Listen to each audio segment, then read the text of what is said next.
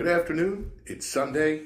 It's the 30th of November, and I'm Stephen Cash from the Steady State, and I want to talk a little bit for a while about complete and unlimited authority. I want to start by going over some of the events of the last roughly week and a half. We just put out a piece on our social media about this, but let's talk about it a little bit. So the events sort of kick off with the 6 members of Congress. We spoke about this in an earlier live presentation, led by Senator Slotkin and Senator Kelly, talking about unlawful military orders and stating the unsurprising position that under U.S. law, members of the military are obligated to refuse an unlawful order.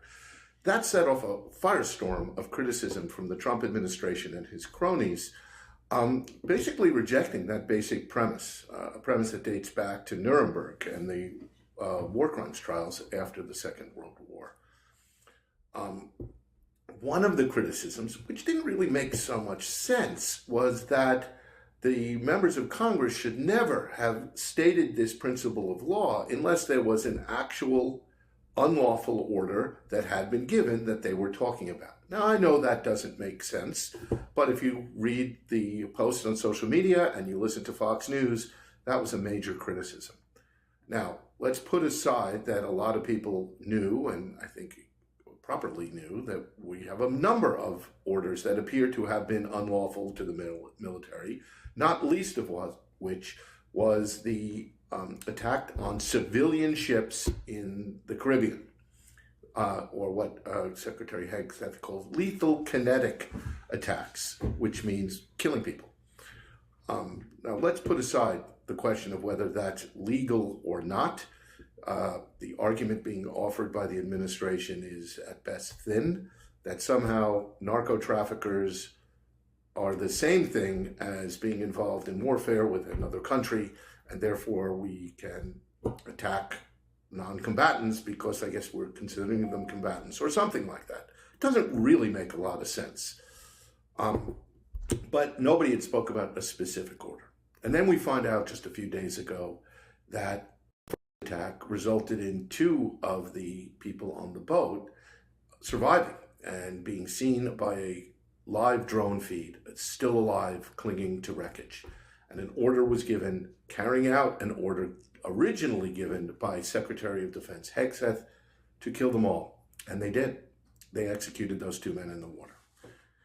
That one doesn't even have a thin argument. That's a war crime. It's homicide. It is simply and absolutely unlawful to do that. There's no real question about that. It's horrible to think about, but we executed 2 people who were in the water, and people with the name of our country on their uniforms. It's a terrible thing to think about.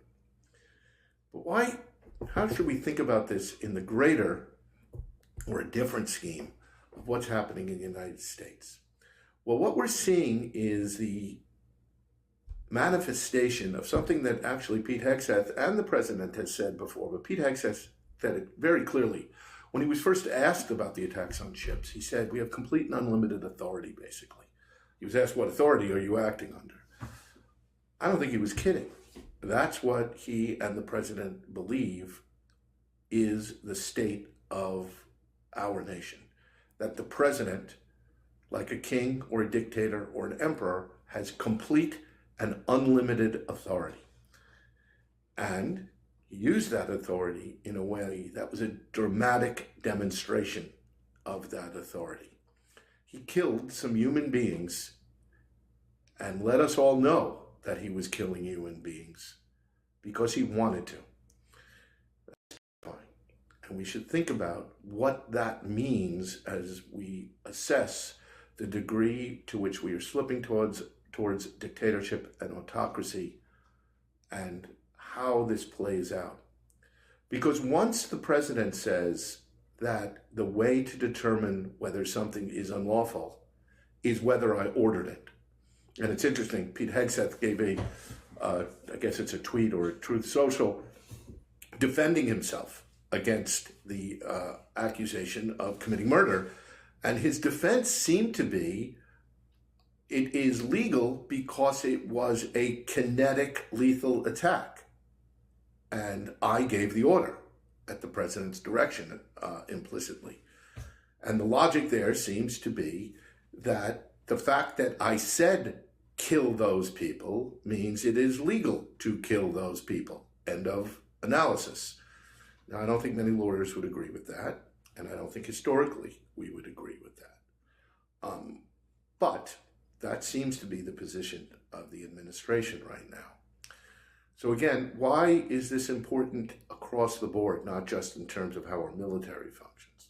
Well, once the president and his associates have absolute and unlimited authority, demonstrated by killing other people, there's very little that they can't do. In fact, they don't seem to be limited by anything except perhaps the laws of physics. And as we've seen with President Trump, even the scientific laws seem not to apply, at least in his mind. This is the fundamental aspect of the existential threat we're talking about. We're moving very quickly towards the kind of authoritarian dictatorship that was known to the Romans. That's where the word comes from, historically. A emperor, eventually an emperor, or a Roman could be given dictatorial authority in times of crisis, not bound by even the primitive, relatively primitive separation of powers and checks and balances that the ancient Romans had.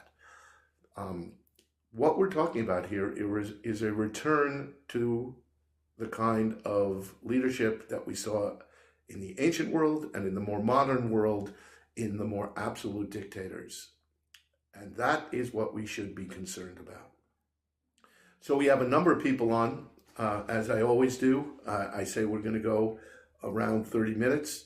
I don't think we're going to get to 30 minutes today, but I do want to take some more questions. A number of people asked questions last time, but I didn't get to them. So I'm going to be looking at the box to my right here, the comments box. And so let's get some questions from people about what is going on.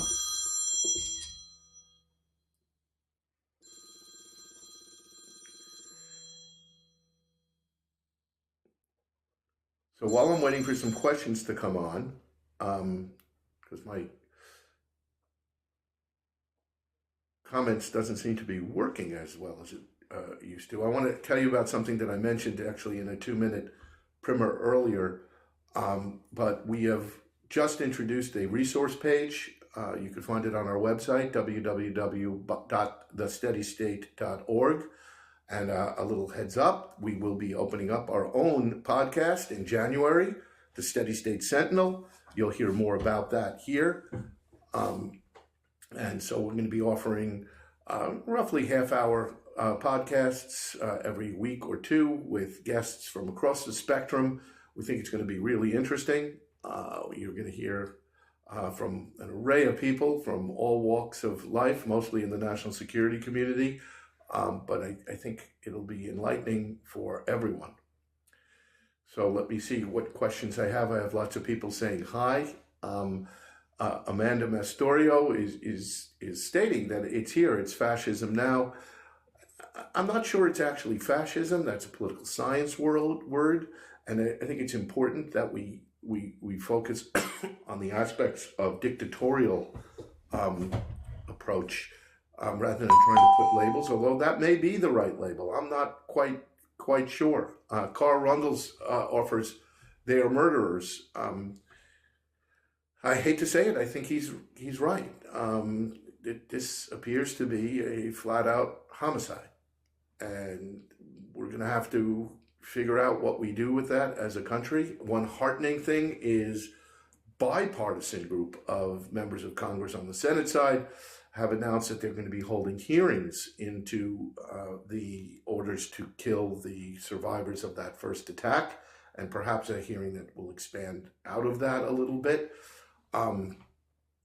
That's good news. That hopefully is Congress reasserting its proper role under our Constitution as one of 3 co-equal branches charged with conducting, among other things, oversight of the executive branch. This is one of the reasons Congress exists.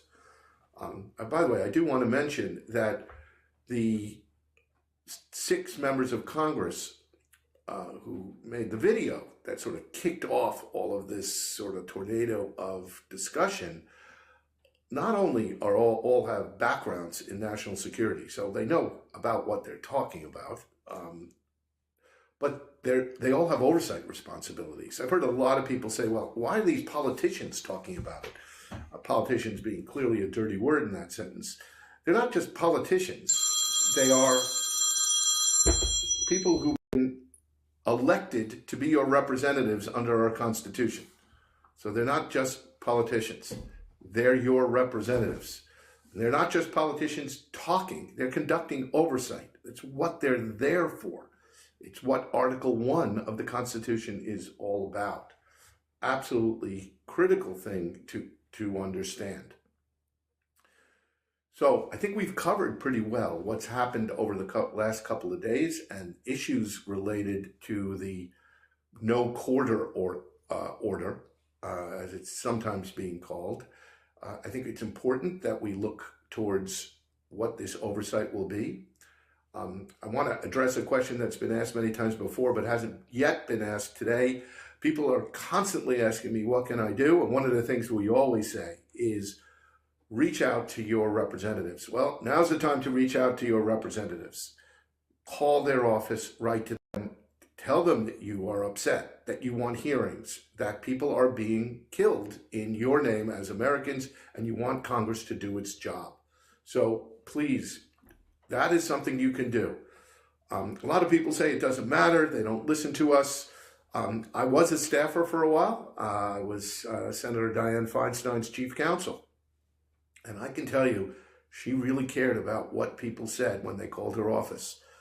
She had lists made of how many people said X or Y, and sometimes what they said. She would get that list and go over it. She would talk to her staff about it. It really, really mattered. You'd be surprised how much influence you have as a voter and a constituent. Noah Williams says, this subject matter has been visited already and proven to be true. Duty to resist an unlawful order. So why the confusion? Well, the confusion is because there are a lot of people who are saying that it's confused, that it's not clear, that they don't agree with Noah here, that it's been visited and proven to be true. Proof in our political world right now is more than just stating the truth. It's stating it many times, explaining it, bringing in evidence, talking to other people. It's one of the reasons I'm doing this live presentation today. I want to make sure that I can help get rid of the confusion where there is confusion. And you're right. There is a duty to resist an unlawful order. That's the bottom line. So Noah's absolutely correct. So let's just give it another minute or two. I'm going to look for some more questions up on this, on the board here. Lots of people saying hi, so hi to everyone. And while I'm waiting, Matt says, the Trump regime seems to really believe whatever they say is legal just because they say it is. That's a pretty accurate statement.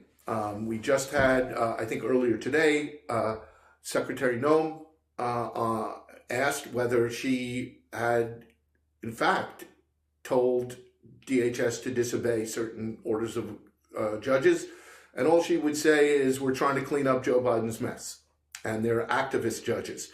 Well, they don't have a duty to decide whether the judge, it merits being obeyed. Again, we have a system of checks and balances. It involves the courts, and they do have a obligation to obey those orders. Noah Williams, again, I was brought up on similar charges in 1974 and acquitted. I don't know what the story is there.